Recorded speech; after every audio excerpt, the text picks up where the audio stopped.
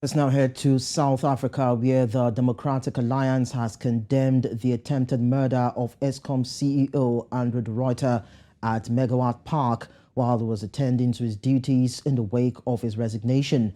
According to reports, de Ruyter drank a cup of coffee laced with cyanide shortly after handing over his resignation, an incident that has been widely condemned by the opposition, calling the police services to find the perpetrators.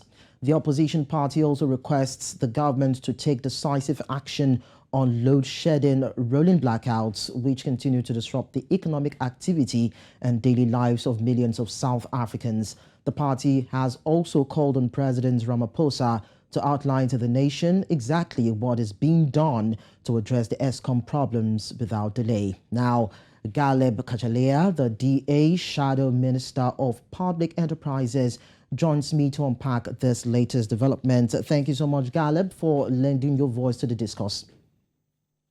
Great pleasure to be here. All right, now it's quite shocking the kind of crimes that we get to hear about South Africa, happening in South Africa. Now, what do you think would have been the motive for Eskom CEO's poisoning, and who could have wanted him dead? Why would anybody want him dead? Well, you have to go back a little while to understand what has been happening in the utility, which was once the best electrical utility in the world. But that's no longer the case. What happened is that a large number of people were deployed without particular reason, without any qualifications from the ruling party, into this particular utility, and they have gone about their business exacting bribes, tenders, and construction contracts and the like over the years. It's now entered a new phase where they break things down in the utility and then reapply to fix what they've broken. Add to this the factionalism of the ruling party, where our Minister of Energy is at loggerheads with the Minister of Public Enterprises, and the Minister of Energy recently called Mr. de Ruyter, the CEO, accused him of terrorism. Now, those things fuel a very unstable situation within the utility, which is plagued by breakages and an inability to really provide electricity for the country.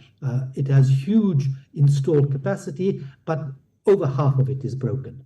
Now, that situation is, as I say, completely untenable, and we are, as a result of that, in this particular situation where there was a cyanide poisoning on the CEO. The COO received bomb threats, and this is not isolated incidents. We have it across the country. Of a particular important university who's trying the vice chancellor was trying to clean up there. His bodyguard was shot in an assassination attempt. Whistleblowers are killed.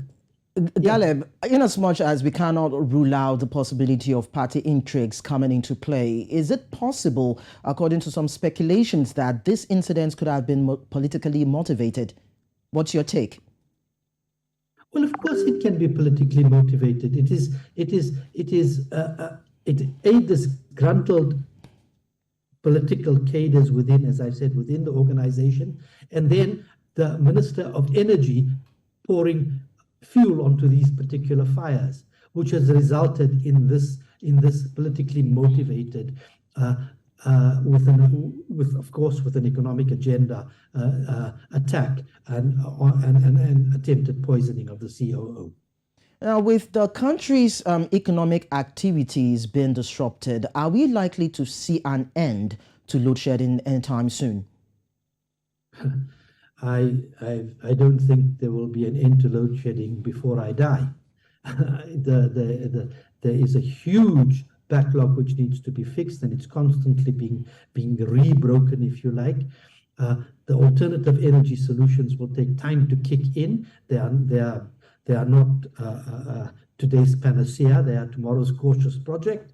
And what the bird we have in the hand, which is Eskom, which was once a very fine utility, will take significant effort and organization to get back on the ground. We have given solutions to the government, but of course it falls on deaf ears. All right, thank you so much, Ghaleb. Well, let's hope that something decisive can be done to tackle issues like this. Thank you so much for joining us. Great pleasure. Thank you.